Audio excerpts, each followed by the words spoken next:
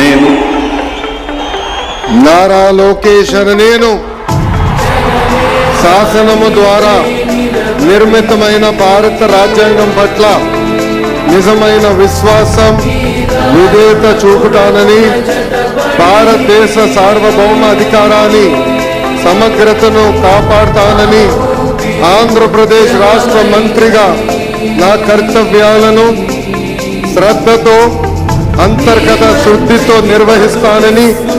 భయం కానీ పక్షపాతం కానీ రాగద్వేషాలు కానీ లేకుండా రాజ్యాంగాన్ని శాసనాలు అనుసరించి ప్రజలందరికీ న్యాయం చేకూరుస్తానని దైవ సాక్షిగా ప్రమాణం చేస్తున్నాను.